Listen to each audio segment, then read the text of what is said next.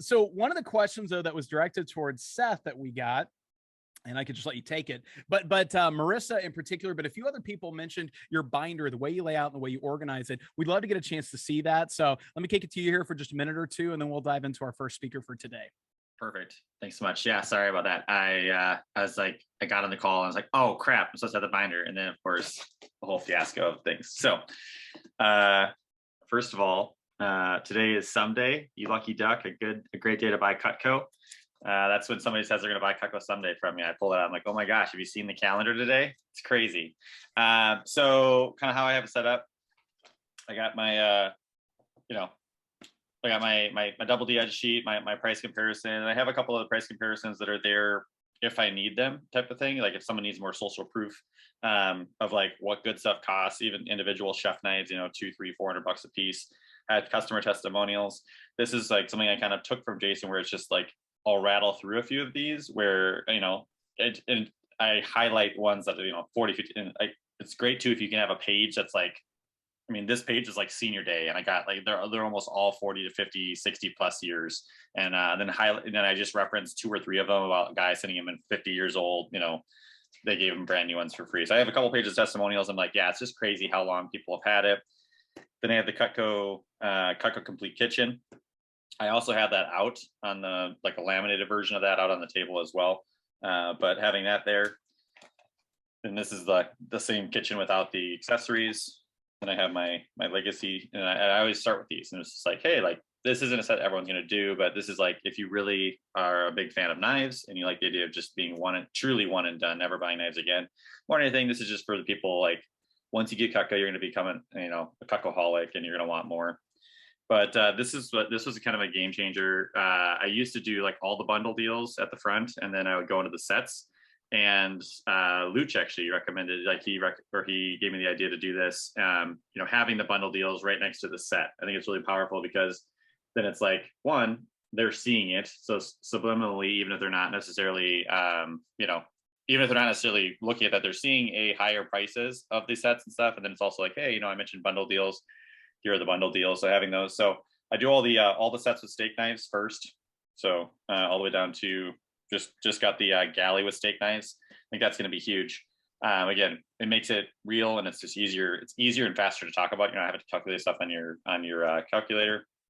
And I go into all the same sets with table knives. It's also good if you can to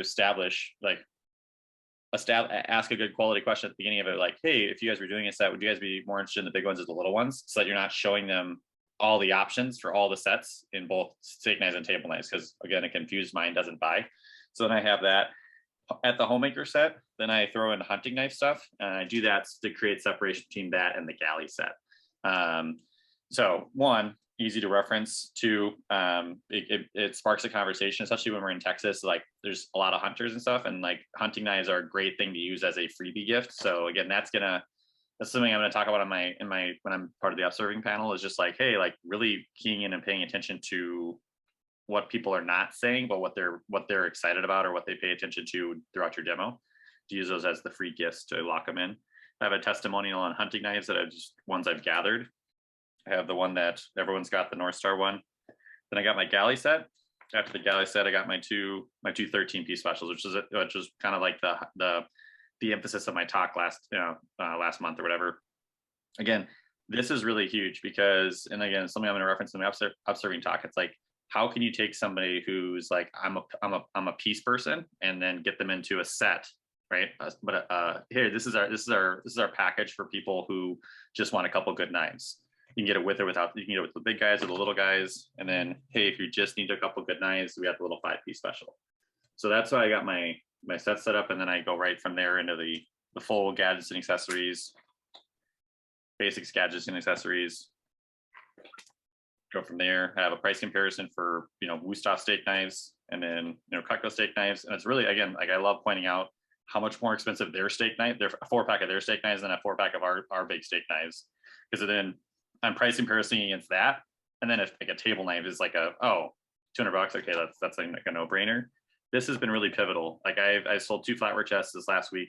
I feel like largely due to this. I have the full price flatware set, right? That fast action design, and then I have the discount one.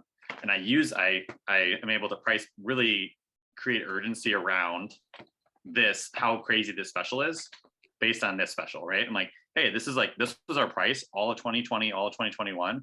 Like Cutco used to run this corporate special on a kind of a more regular basis. And then like all of a sudden we got an email in 2020 and it was just gone. And it was basically unavailable for 2 years. So it's really cool. Like, I mean, I have no idea how long this special is going to last, which again is a true statement.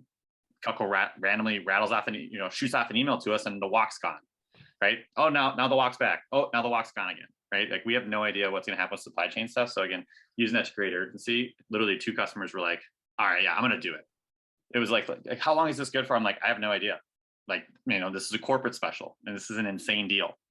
So, and then got my ultimate upgrade, got my fan set upgrade. This is also another set I sell a ton of, like on military bases and stuff. You get the guy that's like the main cook.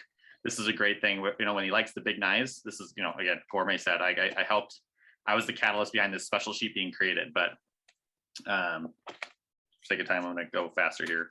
Cookware price comparisons, cookware sets, all of that stuff. And then that. So, and then I got the build a set, all that. I have all of that there. And then I've created a second, more specific business gift one. But again, having that in the back, I think is nice too. It's all in one spot. That's beautiful, man. Can I go ahead and randomly ask, can you bring that with you when you come to Dangerfield? Yeah, for sure. Is that possible? Just add one more thing to your packing list with every other thing you're going to have months from now. But if you could, that would be a great topic at a roundtable to open it up and talk about like best practices on literally laying out your binders. Because guys, people are so visual. Talk about an underrated topic we probably haven't hit on enough is just like visual utilization of like sales tools and specials. So if you got a couple tips, a couple thoughts as far as those habits that brought about that positive change, we would love to hear about that. So let me kick it over to you here for just a minute. Sweet. Can everybody hear me okay? Yep, we can hear you great. Okay, sweet. Awesome. So I think what I kind of, to try to keep it like short and concise and sweet for everybody, habits aren't complicated. And I think what's important is experimenting up leading into fair season for everybody. I think everybody has different habits that are going to help other people like more than others. So for me, my big things were meditation. And I basically just set a standard of 5 minutes minimum every day. And it didn't matter if I was staying at a buddy's house or if I was staying with Seth at a hotel, like every single day, a minimum of 5 minutes. For those of you that aren't super like familiar or don't really do much meditation or haven't really done much meditation, I would say there's 2 apps that I think are the best that are really simple. The first one's Headspace. And then the second one is what I use, which is called Balance. I've used both, but Balance, I just like kind of the guided meditations a little bit more. So for me, that really helped me set myself every single day into a place of just positivity and just taking a second in our really, really busy fair seasons to just take a hot second to just breathe. So that's really important. The other habit that I still do today on a daily basis is I say out loud 3 things I'm grateful for. And I usually do it with another person. And that amount of positivity with another person, Seth, again, I think it was a really fun, again, 33 days at the booth we had last year where we'd start every single day. And the amazing thing is, as things go well, I remember having to cut Seth off at like 7 because he couldn't settle on 3. It was amazing. So saying out loud, grateful, what you're grateful for. And I would highly recommend like not just thinking just about Cutco, right? So things like, I'm grateful for my voice, right? That's something that I said almost daily for 32 days because I felt like my voice was literally on its last leg for 32 days in a row. So drink your tea and honey before the fairs start.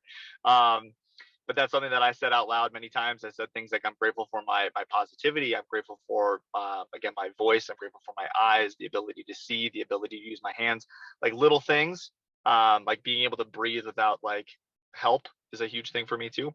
And then the last thing for me was not ever hitting snooze. So I would put my phone on the side of the bed. I did that forever. For me now, I set my phone on the opposite side of the room, and immediately when I wake up, I brush my teeth right away and I just wake up. So starting your day off, if you want to start off your day in a really positive way, I think those are 3 things that I think really help me. And again, when your body wakes up the first time, as we probably have all read, that's when you're supposed to get up. You're not supposed to sleep for another 15 minutes. You always feel more tired when you hit snooze. So I love that, man. The whole no snooze thing is I think that's low key one of the best tips and best life habits possible. So you said it was Headspace and Balance were the two apps, is that right? And between correct. the two, Yep. Balance is the one that has been the most useful to you. For me, yeah, I just like their guided meditation. So if you're super new at meditating, guys, I loved Balance because it helped me learn more about meditation. So I think it's like $39 for a year. So it's super cheap.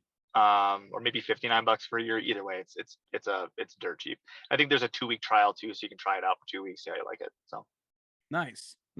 That's awesome, man. Well, Bert, we appreciate it, and we'll be calling you again here on you again here today before too long. So thank you for your thoughts, and thank you for what you do.